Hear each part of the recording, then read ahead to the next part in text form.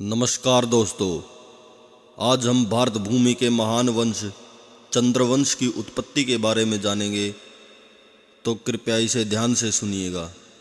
भगवान श्री हरि नारायण के दिव्य नाभि कमल से ब्रह्मा जी की उत्पत्ति हुई। ब्रह्मा जी के एक पुत्र हुए अत्रि मुनि, अत्रि के पुत्र हुए चंद्रमा, चंद्रमा के पुत्र हुए बुध, बुध के पुत्र हुए ऐल। राजा ऐल का विवाह उर्वशी नाम की अप्सरा से हुआ। देवी उर्वशी ने 6 पुत्रों को जन्म दिया। आयु, सुतायु, सत्यायु, रै, जय और विजय। इन्हीं 6 पुत्रों से चंद्रवंश का विस्तार हुआ। इसी चंद्रवंश में आगे चल के एक महाप्रतापी राजा नहुस हुए।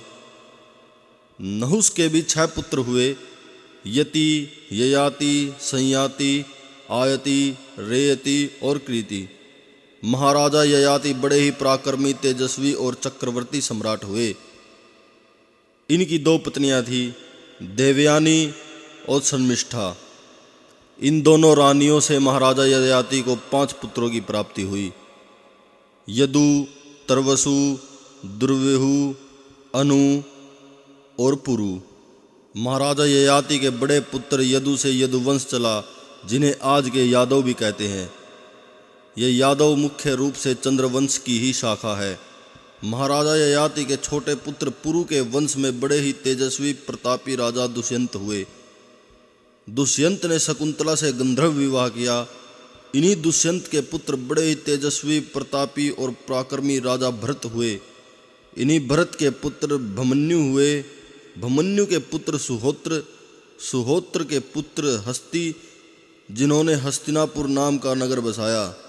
विकुंठन, विकुंठन के पुत्र अजमीड़, अजमीड़ के पुत्र संवर्ण, संवर्ण के पुत्र हुए कुरु, जिनसे कुरुवंश चला। इन्हीं कुरु के वंश में आगे चलकर महाराज शांतनु पैदा हुए। महाराजा शांतनु का विवाह गंगा और सत्यवती से हुआ। देवी गंगा से महाराजा शांतनु को 8 पुत्रों की प्राप्ति हुई, जिनमें से 7 पुत्रों को पैदा होते ही माँ गंगा ने अपनी लहरों में बहा दिया था। जब माँ गंगा अपने 8वें पुत्र को भी अपनी लहरों में बहाने लगी, तो महाराजा ने उसे ऐसा करने से रोक दिया। उस 8वें पुत्र को बहाने नहीं दिया, जिसका नाम देवव्रत रखा गया। आगे चलकर वही देवव्रत भीष्म के नाम से प्रसिद्ध हुए। भीष्म अपने युग के एक महान योद्धा थे। उस युग में उनके समान कोई योद्धा अन्य नहीं था।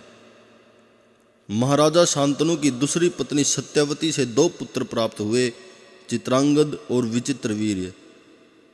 चित्रांगद गंधर्वों से युद्ध करते हुए वीर गति को प्राप्त हुए। उनकी मृत्यु के पश्चात विचित्रवीर्य राजा बने। राजा विचित्रवीर्य की 2 रानियां थीं, अंबिका और अंबालिका। इन दोनों रानियों को व्यास मुनि की कृपा से 2 राजकुमार पैदा हुए। अंबिका ने धृतराष्ट्र को जन्म दिया और अंबालिका ने महाराज पांडु को जन्म दिया। धृतराष्ट्र का विवाह गांधारी से हुआ, जिससे उन्हें 100 पुत्र प्राप्त हुए, जिनमें से सबसे बड़ा पुत्र दुर्योधन था, जिसके हठ के कारण महाभारत का महायुद्ध हुआ। महाराजा पांडु की 2 रानियां थीं, कुंती, जो श्री कृष्ण की बुआ थी, और दूसरी माद्री। कुंती से महाराजा पांडु को 3 पुत्रों की प्राप्ति हुई, युधिष्ठिर, भीम और अर्जुन। माद्री से महाराजा पांडु को 2 पुत्रों की प्राप्ति हुई, नकुल और सहदेव। इसी वंश में आगे चलकर महाराज परीक्षित हुए, और इस प्रकार इस महान वंश चंद्रवंश का विस्तार हुआ। धन्यवाद।